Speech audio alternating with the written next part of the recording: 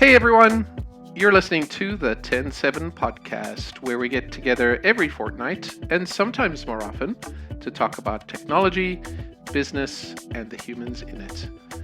I'm your host, Ivan Stegic. My guest today is Matt Martin, who is the co-founder and CEO of Clockwise, a service that manages your calendar for you so that you have more dedicated focus time in your life.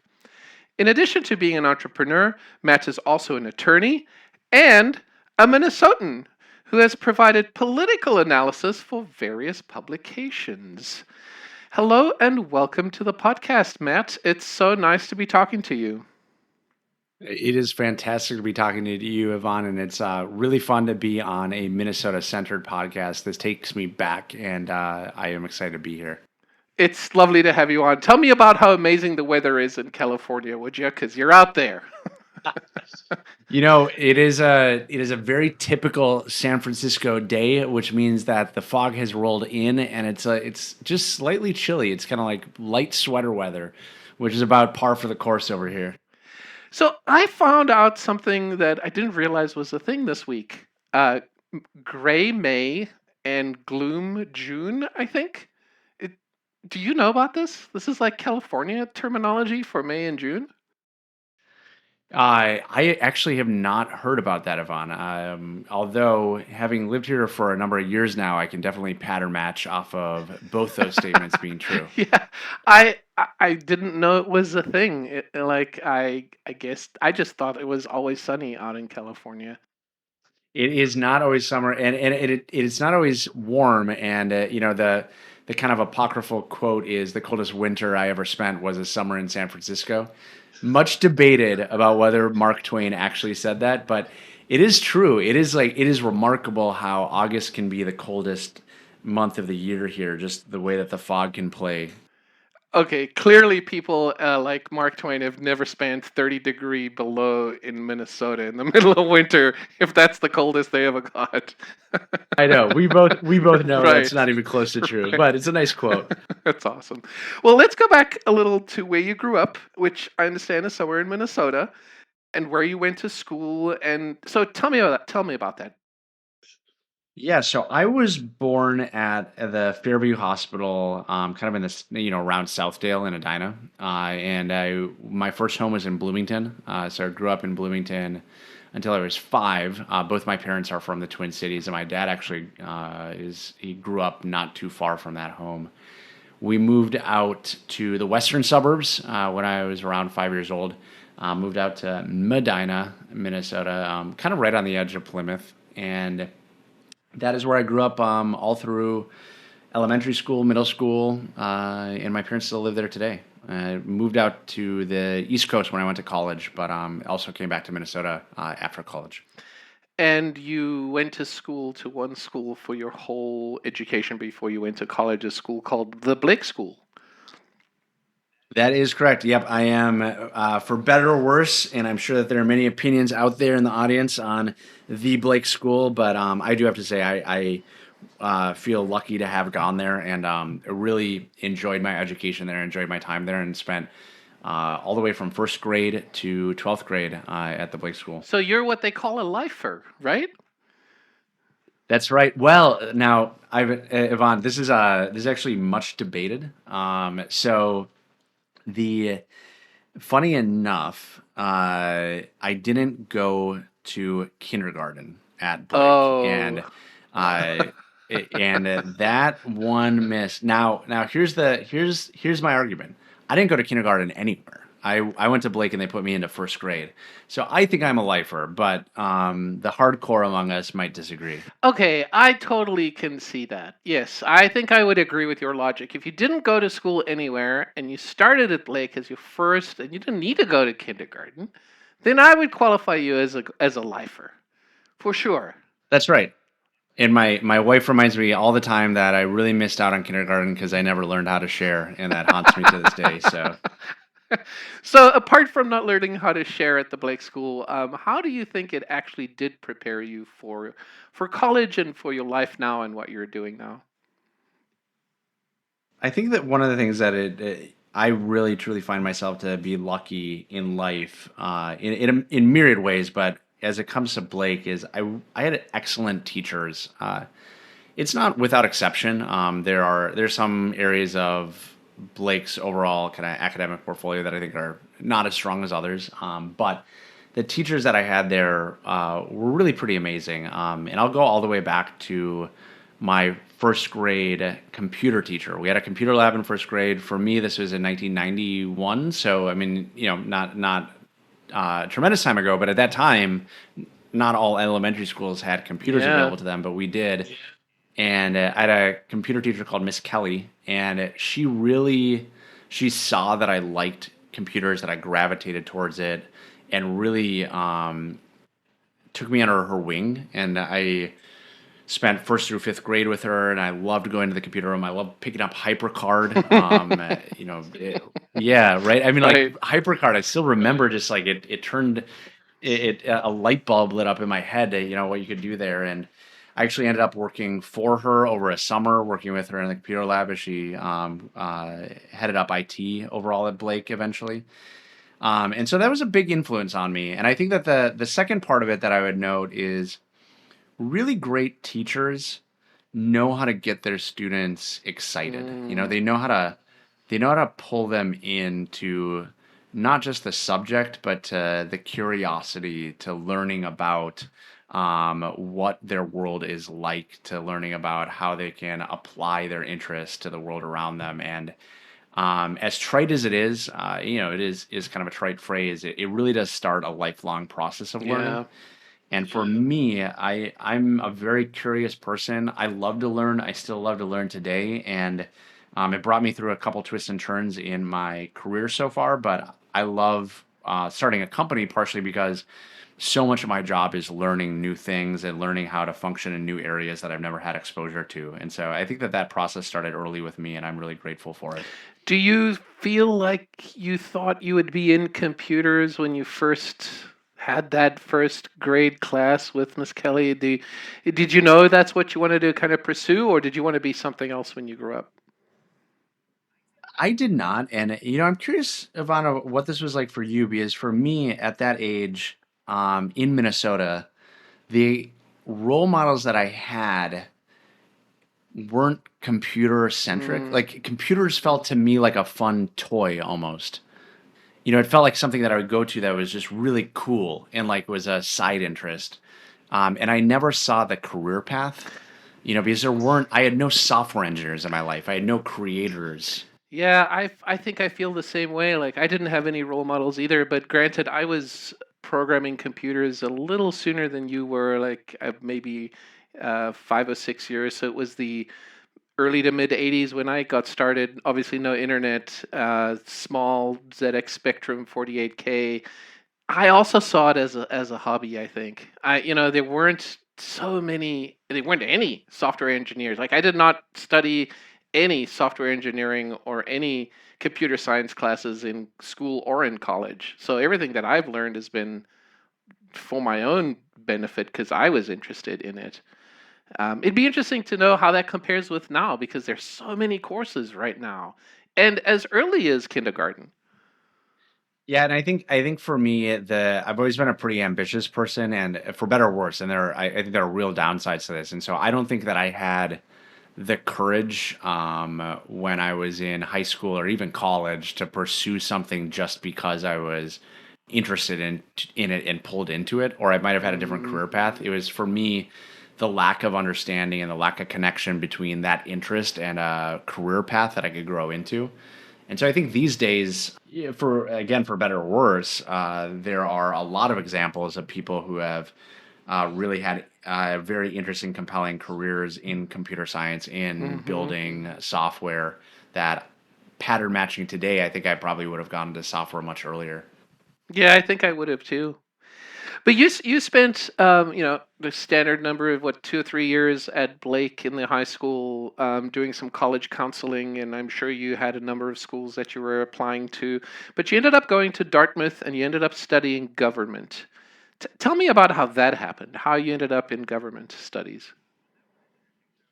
Well, that one is interesting. So I wouldn't say that it was deliberate. I, like so many other people who go to college, you go to college and then you're expected to make a choice about what your major is, and I Mm-hmm. had no clue. Mm-hmm. I was actually debating a little bit about computer science, about economics, and that one for me was really just an interest level. I've always been fascinated about how people organize themselves and the capacity for large social level change through systems of government, which for me is really about collective action. How do we get together as a group of people and choose how we're going to shape our society and how we're going to shape the rules of society? I find that endlessly interesting. It's an intersection between history and public policy and kind of our aspirations as a Mm. people. And so I just find the narratives and the stories and the history there to be so rich and interesting that it pulled me in. Did you know what your career path would be? No, I did not. And another thing that happened at a similar point in time is that in high school, I had gotten very interested in Minnesota politics. For me at the time, and this has changed a little bit, and we could probably spend a whole podcast on this. We could probably spend a whole podcast series on this, but uh, Minnesota had always had this very kind of pragmatic, progressive strain of politics. It wasn't. I wouldn't call it highly liberal, although there are certainly strands of that. I mean, there's strands of everything. It's a large state, but it was centered around we can get together and we can get stuff done. Like if Mm-hmm. we put our heads together, we can make this better for everyone. I think it is rooted in a little bit of a Scandinavian tradition, and so you see weird things like the Democratic Farmer Labor Party and the DFL instead of the standard Democratic Party, and I love that. Like I love the coming together to make things better for everyone.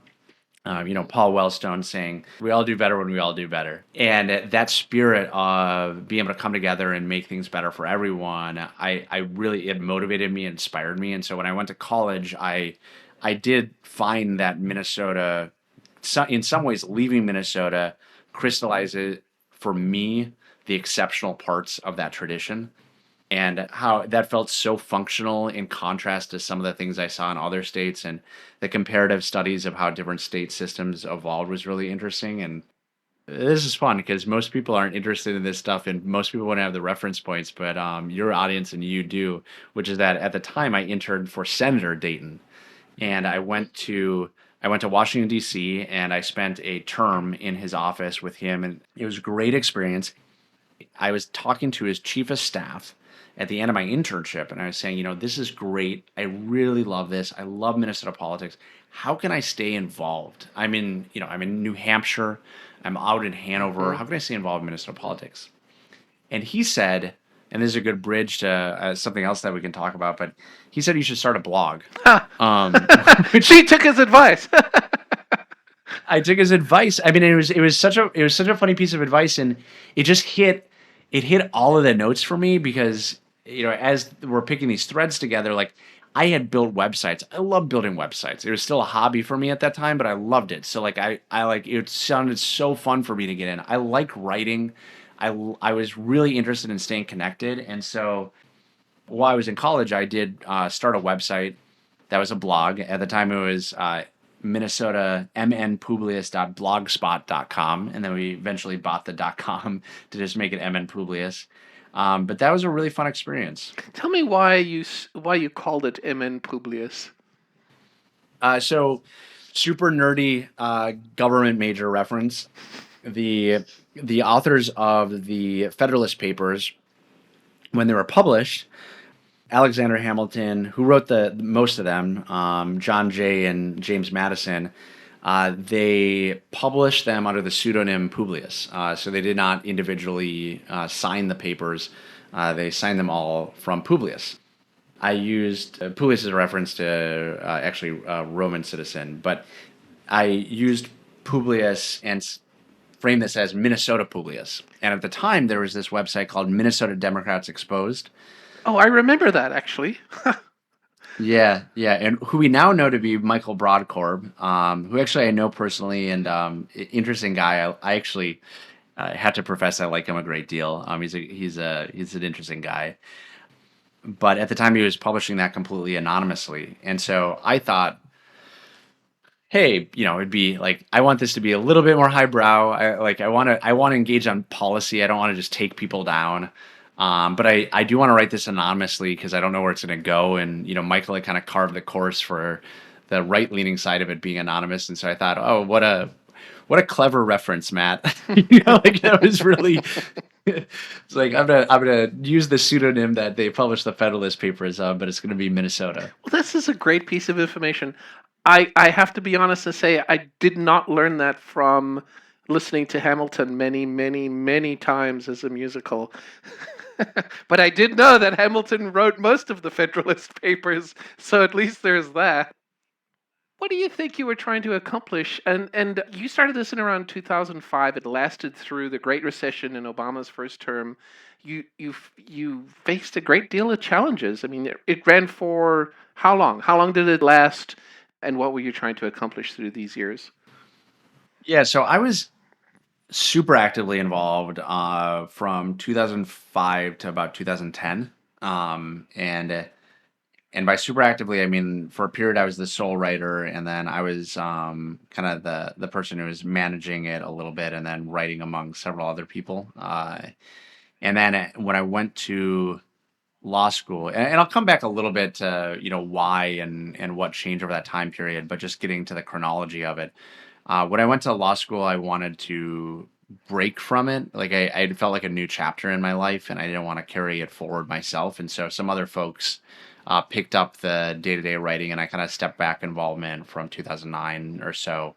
And then I think I can't recall honestly when we finally shut the doors completely, but I wasn't involved at that point, and there just weren't writers left. And so I think that was probably around 2012, 2013 or so. And was it revenue neutral, or was it a money hole, or like how did it fund itself? What was there even a business model around it if you were doing it for yourself at the beginning?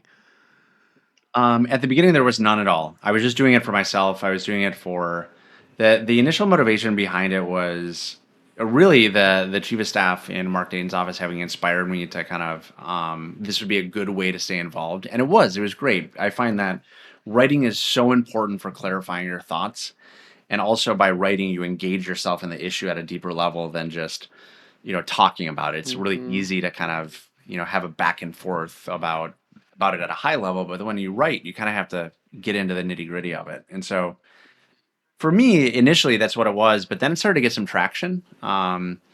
It was a very small community at that time, and it still is really. I mean, when you think about a state legislature, it's there's not a lot of coverage of that, especially with the collapse of local news. Even more so today, there's not a lot of coverage of it. And at the time, I found pretty quickly I was getting an audience among kind of the politicos inside Minnesota. So not really at a national stage, but at a local stage. And that is like for a government major holed up in New Hampshire. I mean, it is just that is catnip. I Of mean, it was just course. it was so cool to be able to write something and see people who might be able to actually have an impact read it. I it's just And is talk about it. Yeah, it was really, really interesting and how the web enables that in order to have that platform of your own creation. Really interesting. But so it started to gain more and more of a following, and we found that when it came around election cycles, we would just get a spike of traffic. And so the business model, we did find that we could eventually sell ads. It was never self-sustaining. I mean, it was literally like uh, Zach Stevenson, who's now a state legislator out of Coon Rapids. He's in the House, and a wonderful person. He and I would write, and we would get like pocket money. I mean, it was nothing. Or like maybe Zach and I could like buy a round of beers. But it was fun because like we were getting this audience, and we could talk to a lot of folks we were interested in talking to. Yeah. Yeah, and they're very different times than times right now. So I want to ask one more question here, and then we'll move on because I have so much more to ask about.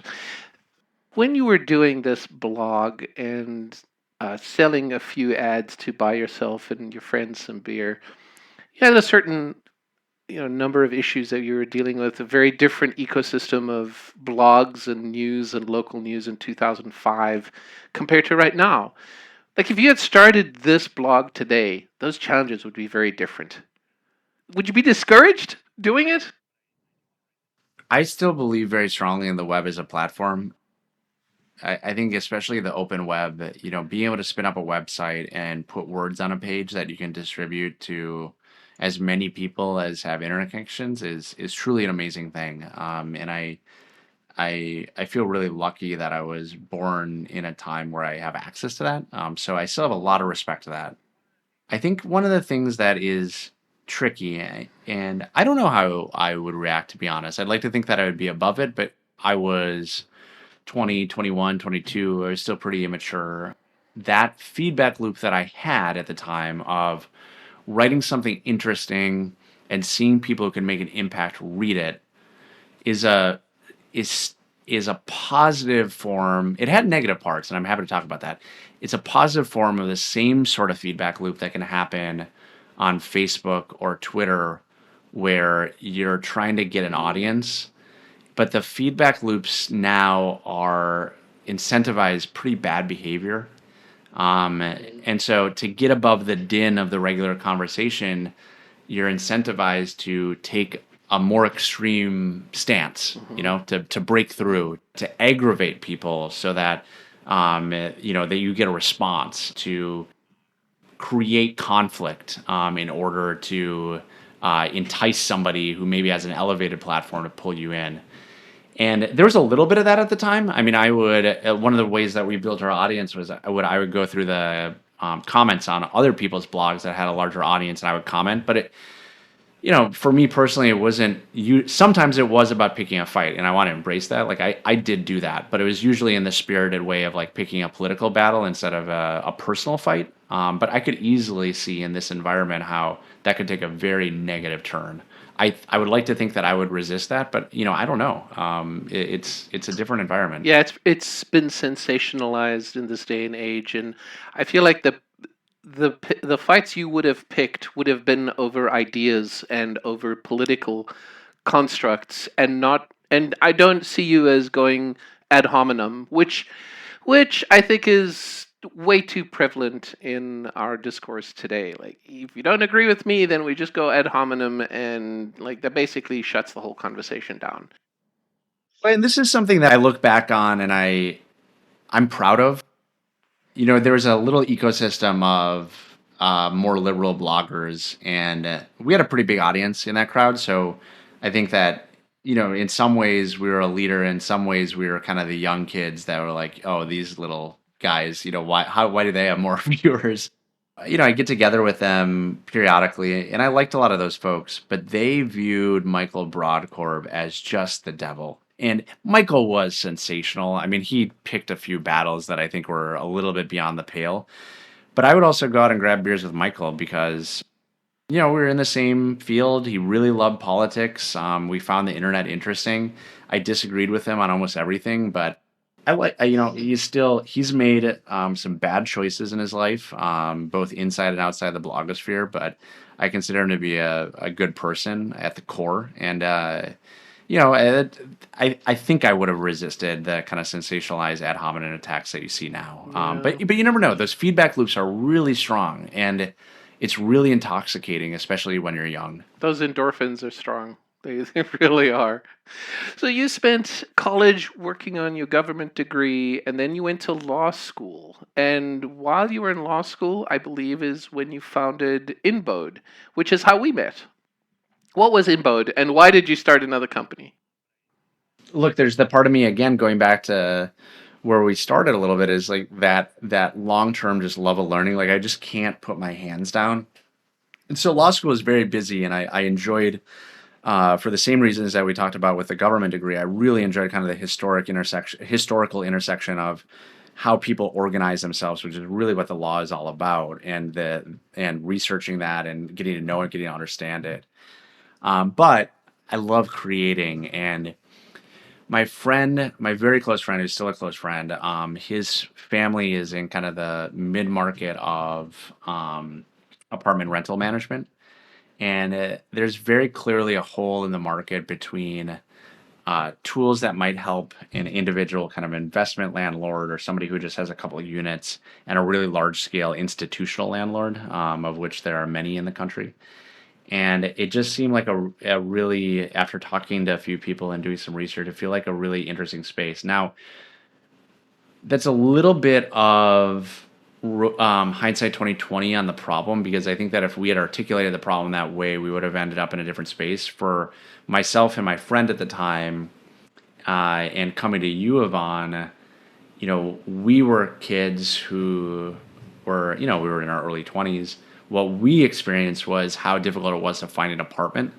Hmm. And so we were kind of trying to find this angle where, yes, we saw that enabling the mid market rental owners would be a good business. We really wanted to solve the problem of how do I find an apartment?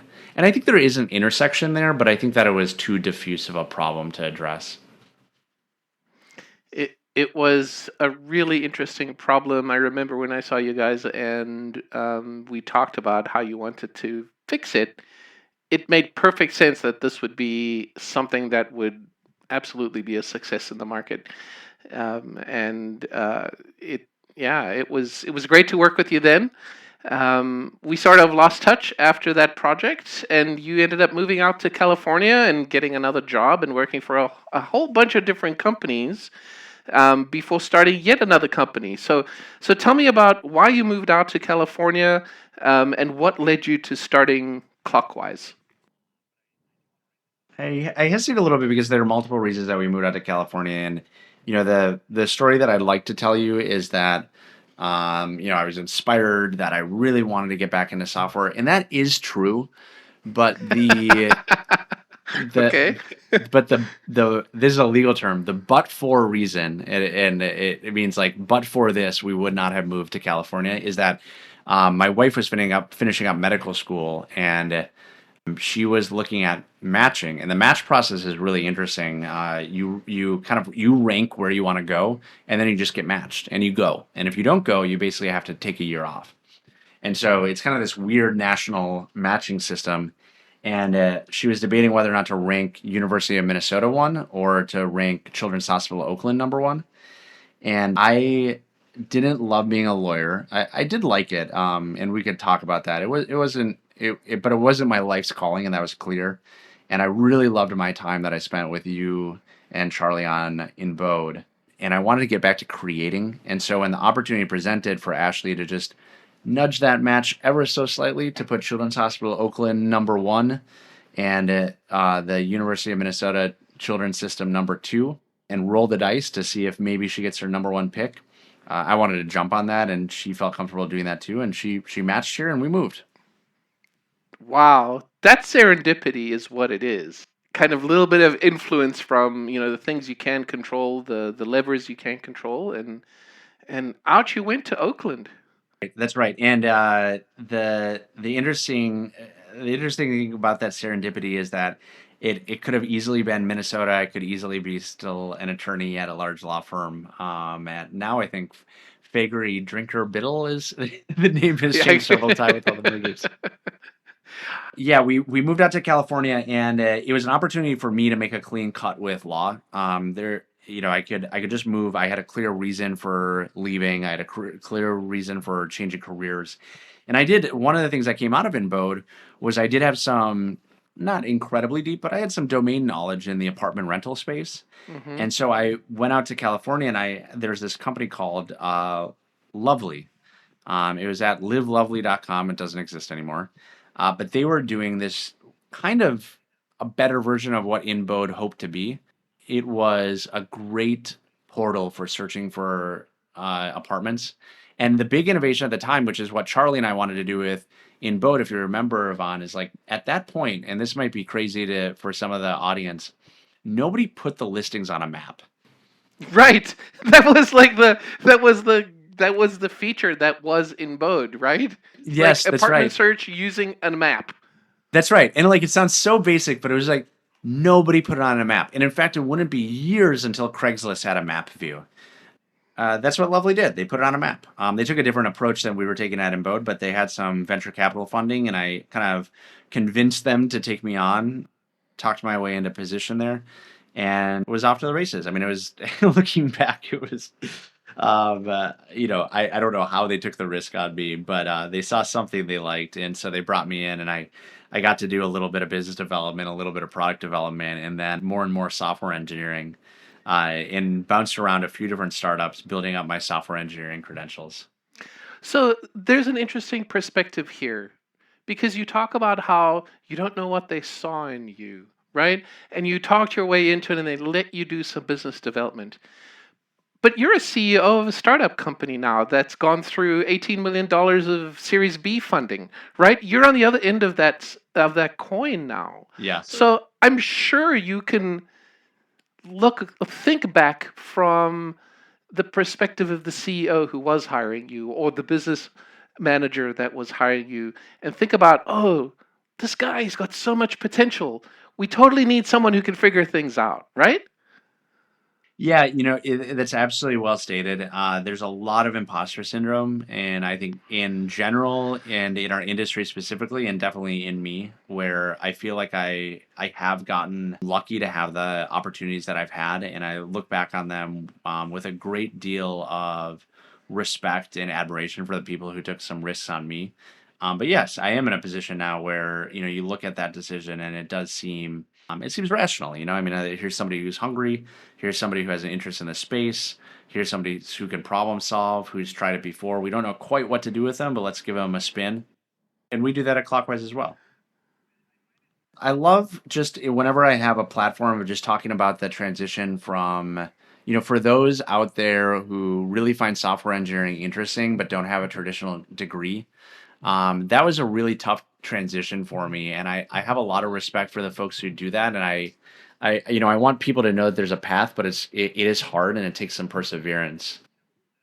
After that apartment rental site, I I went to a legal startup. Another person took a chance on me, but there's this difference that happened, Yvonne, where when I was starting out in the Bay Area, I looked like this kind of weirdo like lawyer who was really interested, high potential, would hustle, would take any offer they could find. But like you could kind of look at my resume and you knew that you were taking a bet on me. Versus when I got out the other side of the legal startup, I was a software engineer. Like I was a front end software engineer, but I had no traditional training. I didn't have a CS degree, and so I got evaluated as a software engineer. And that transition was really difficult. I almost went back to law because I kept on striking out. First, it was hard to get people to take my resume up at all because I didn't have a traditional CS degree. It was hard for me to show that I had potential as a software engineer. And then you'd hit the traditional software engineering interview process. And I'm not trained in algorithms. Like I taught myself JavaScript through jQuery and reverse engineering the DOM. So I would just fail a lot of those interviews. And the thing that I would isolate for those who are kind of in this process and searching for themselves is once you get your foot in the door somewhere, that's the toughest thing. Like, I got a job at this company called Relate IQ. They took a risk on me, and then I was off to the races because now I'm a software engineer. And so perseverance, trying to find that first job through your network, trying to focus in on places that you really like and just beat down the door. I found that a good way was, maybe trying to de-risk yourself for the company by saying, hey, let me contract, let me work on a project with you before you take me on full time. I encourage those who really do want to get into software engineering. It's a great career. I love software engineering. You get paid to problem solve and to troubleshoot on your own time with a keyboard. It's great. Just grit, perseverance. It took me a while, and it was really hard to break through. And I almost got lost in the wilderness, and I was lucky to come out the other side with a career I'm really proud of. But it is tough. I wholeheartedly agree with the way you describe de-risking yourself for others, and that's sort of what the process is to kind of engage with TEN7. If we're going to hire someone, we have a contract to hire model, and we want to contract with you so that it's not what it's like to work with us, but also so we know what it's like to work with you. And when we do that on real projects, a little bit at a time, we can either scale up or scale down depending on how it's working out. And so that's attractive to me as an owner and as a company leader. And so I think that's a good piece of advice. And I would also say that for people who find companies like TEN7 and leaders like yourself, Yvonne, if you see that contract to hire, I would jump on it, because what that represents is that somebody's willing to take the time to engage with understanding your skill set. And it's actually quite valuable from the other perspective, from the employee as well, because you might think, okay, I'm on a contract, there's still a lot of risk here, I'm not full time, but there's a dual-sided investment there that I think is Mm-hmm. really great. Whereas if you manage to get a full-time position somewhere, a full-time software engineering position, that can be great. I'm not going to say don't go for that, but you can Right. also get lost a little bit. Like, you can get thrown into the thick of it, and nobody's really checking in or taking the time to engage with you at companies that don't know how to do this well. And so those contract for hire positions, those are just wonderful opportunities for folks who are trying to break through. And perseverance as well. If you don't get that first contract to hire, keep doing it. Keep persevering to follow the desire that you have and learn and read and implement as much as you can. Okay, clockwise. Clockwise.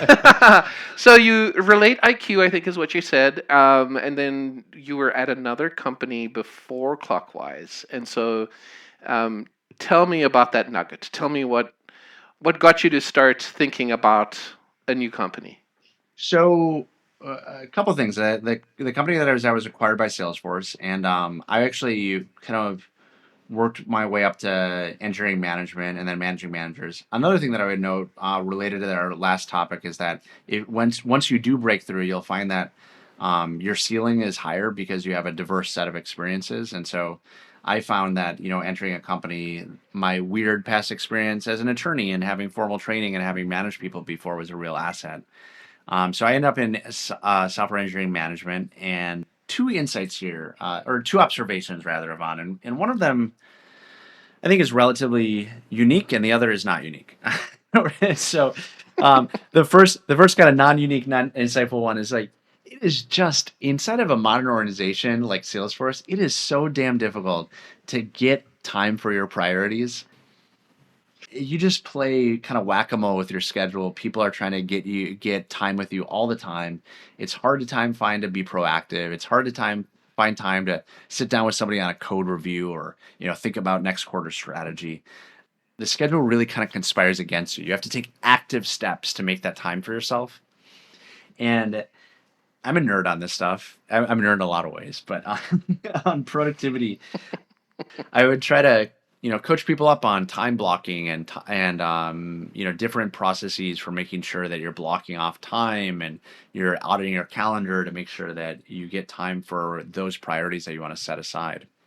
And those are great. Those are important. Personal discipline, getting a process that works for you. I would counsel anybody to do that. But as personal as time is, when you're inside a large organization or even a medium-sized organization these days, you hit the wall of the organization schedule. You Mm, could be a master at getting things done. Like, you could have a black belt in time blocking, and when your boss's boss schedules a 3 p.m. meeting with you, you're gonna go. Like, it doesn't right. matter. There's no choice. You just There's do it. no choice. Yeah, and so the cadence of the organization around you, the PMs that are taking time from you, the other folks that you're trying to collaborate with, the flow of Slack messages, the flow of Jira tickets, all of this stuff comes together and creates an environment where, what I found, and this is the second insight, is time has really become a shared asset. As personal as it is something that we are collaborating on. It is the core building block of how we orient ourselves inside of companies, is having a shared asset of, this is the time we have together, and we're not treating it like a shared asset. And what happens here, and this goes a little bit back to my government training, is it looks like a classic, both a public policy and an econ concept of a tragedy of the commons. And a tragedy of the commons is both a real observed phenomenon, but also kind of an economic construct where, back in the 1700s or 1800s. You'd have a central commons in the center of town, and it was usually used for grazing before these were turned into parks. And it's a shared resource for the whole town. And if you don't regulate it, if you don't kind of state who gets to use it when, you end up grazing it all down to nothing. The tragedy of the commons is that when you have a shared resource that's highly valuable and it's not regulated, it ends up getting consumed by whoever can consume it fastest or whoever can run it down the quickest, and the incentives are all off. And it's a classic scenario where you need regulation or government. Now, in an organization, time has become a tragedy of the commons. Everybody's taking from it because it's scarce. There are only so many hours in the day. You need to meet with folks to move your projects forward.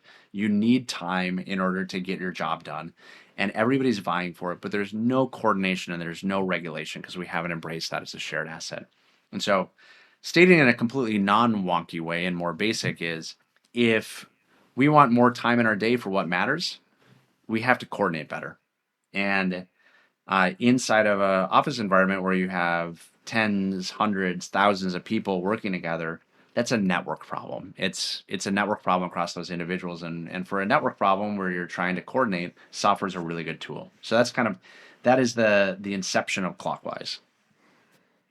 How do you make a business out of a Chrome extension? Because that's what the product is, right?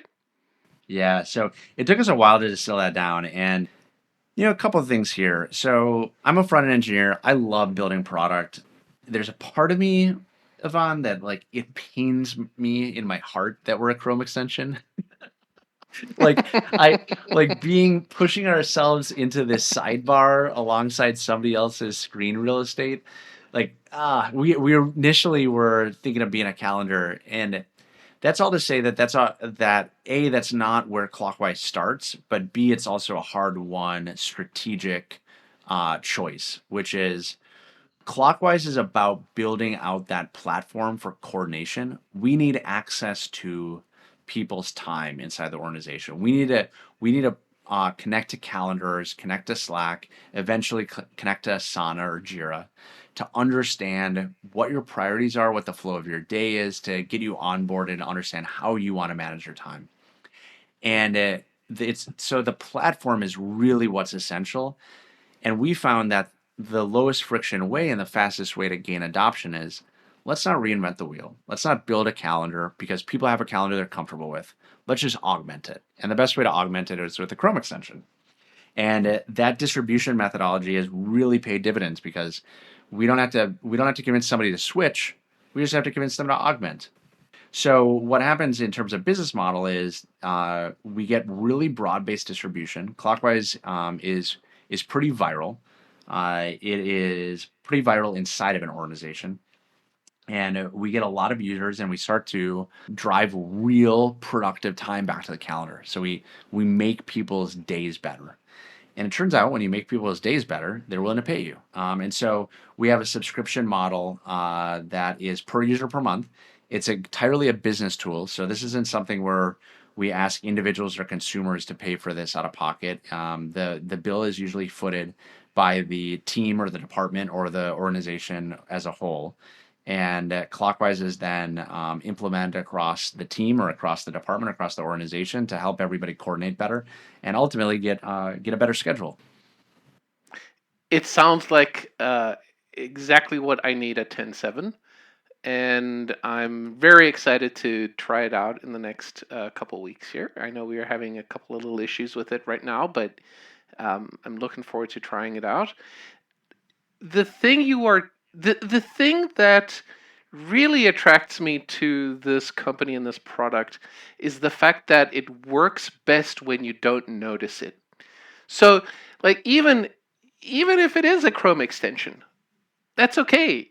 Like if I am magically having my calendar rejuvenated and rearranged without me even knowing and everybody else is okay with it, and I'm getting valuable time back to my own for my own needs, like the fact that it's not there, that's like magic, right? 100%. And there's an interesting yin and yang here. So on the one side, that's exactly what we provide. So our setup is relatively extensive because we want to get you set up correctly and get you set up right. Completion of our onboarding is really high, and it's surprising because our onboarding, and I'll own this, is relatively long.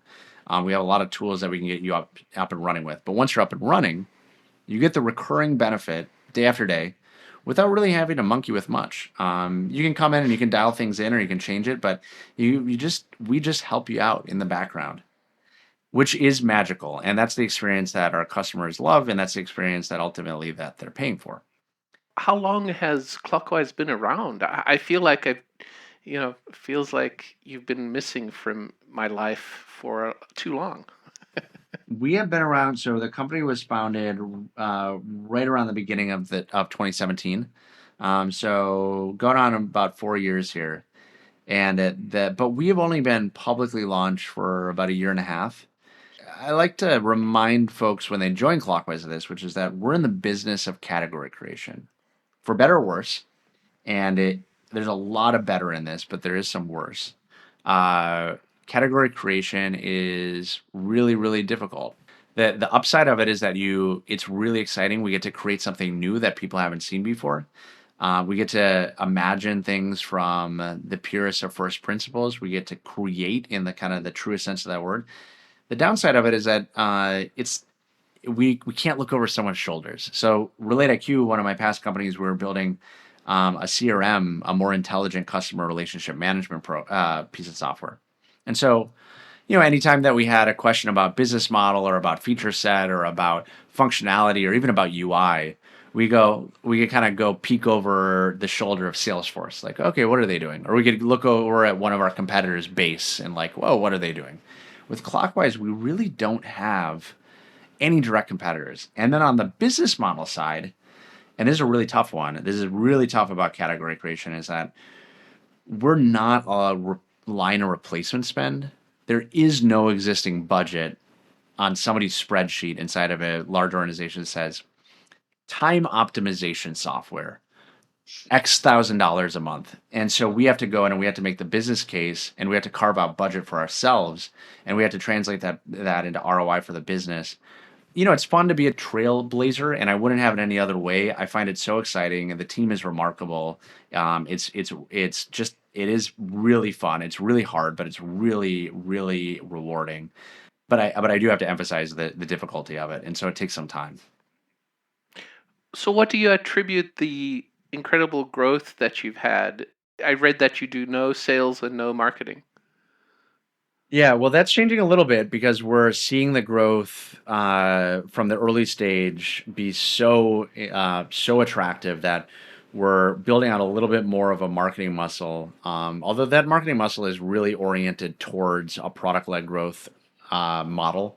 So there's kind of a new world of the Slacks, the Notions, the Airtables of the world where your marketing is less about having a billboard and it's more about understanding the journey of your user and make sure that you're staying in touch with them at the right time. And then on sales side, we're just building out our sales team. So for those of you interested in joining a very compelling company, we are expanding our sales team as well because we turned on those revenue levers. But in terms of the growth, it comes back again to those strategic decisions around what's essential here. And one of the things that's essential for Clockwise is not that we own the whole UI, not that we're the complete calendar, but one of the things that is essential is that we build trust. Because we're going to move your meetings, which is crazy. Totally crazy. Totally Yes. crazy. And so we need to build out the trust that you understand how the system works. And what that means for us is that we have to go person by person. And if you go person by person, if you're not hiding behind a sales team that pushes it top down, or if you're not looking at a centralized administrator to roll it out, you've got to really stay close to the user and you've got to really make it something interesting that they're excited about using. And it turns out if you do that, people like to spread it, people like to evangelize it. And lastly, it of course doesn't hurt that, going back to kind of the core thesis around Clockwise and why we started it, calendars are networked. Clockwise exists on that network, and so you can spread on that network as well, which has really been essential to our growth. Let me see if I can give a very short explanation of what I think Clockwise does so that our listeners can um, understand, and then you tell me if I got it right or not. All right, I love this. Great. You built this piece of software and you started a company to do it. This piece of software connects to your calendar. You're using Google Suite. It connects to your Google Calendar. And it gets used internally with the team or the whole company where you're at. You tell the software which meetings are important to you, when you would like to have focus time, which meetings could be moved. And presumably other people in your organization and on your team do the same thing. And then you trust the software, Clockwise, to just go back in the background and actually move meetings around so that you get larger swaths of time to yourself for focused thinking or for strategy work or for doing the work instead of being in the meetings. How's that? That is dead on, nicely done. We're going to hire you for our marketing team to make sure that you have the introduction. That's amazing. Okay, good. I love this idea. Tell me about the expansion. What happens once internal companies or companies can fix their meetings internally? Do you start leveraging that network effect and go outside of your company with other companies or maybe with other software platforms like the Microsoft Office platform? So, stated otherwise, Yvonne, kind of synthesizing what Clockwise is, it's a smart calendar assistant that frees up your time so you can focus on what matters. And so exactly how Yvonne stated, we open up focus time for you through moving meetings to better times. And you get a lot of controls over what we move, when we move, but we can help to do that across the organization. That gets better as more people inside our company use it. It's great. If you're a single person and you come into this, nobody else in your company is using it, you're going to get a lot of value out of Clockwise. We have a lot of features that are great for just a single user, whether that's personal calendar sync, where you can pull in your personal calendar, your work calendar, completely private, completely obfuscated from your colleagues, but still allowing you to share that. You use Slack sync, but the real core of it, that coordination, it gets better as more people join. And so that tends to push it throughout the organization. Now, when you hit the walls of the organization, you're right, Yvonne, like there's not a natural product way for Clockwise to spread right now. And so the way it spreads between companies is one really fun one is if somebody changes jobs, they tend to bring Clockwise with them. Word of mouth on Twitter, we have a lot of user love. We also are present on a lot of channels like on Product Hunt, and so areas that people are shopping for software, and just kind of word of mouth throughout the ecosystem of friends talking to friends about solutions. That is where marketing needs to play a little bit more of a role for us, is getting out the word about Clockwise so that we can make those hops from company to company. And on the product development side, you're absolutely right. I mean, it speaking of things that pain my heart, the number of users that come to our homepage really want to use Clockwise, are excited about the premise, and can't because they're on Office 365 or they're using Outlook. We will correct that. And for those users out there on Microsoft platforms, stay tuned. We will have something very exciting for you within the next year. That's awesome. I'm glad to hear it. I have so many other questions. We have run out of time. Will you come back so we can talk some more? I'd love to. This was really, really fun. I'm always excited to talk about technology, software, Clockwise, but especially when those things intersect with Minnesota, that is just wonderful. That's awesome. I'm glad to be talking about it as well with you. It's been so awesome spending time with you, talking about your history, how you started Clockwise, all the things that you've done before that, and I hope to talk to you again soon. Great pleasure talking to you. Great. So fun to be here, and thank you for the time, and thank you for the platform. Matt Martin is co-founder and CEO of Clockwise, and you can find them online at getclockwise.com. You've been listening to the TEN7 podcast. Find us online at ten7.com/podcast. And if you have a second, do send us a message. We love hearing from you. Our email address is podcast@ten7.com. Until next time, this is Ivan Stegic. Thanks for listening.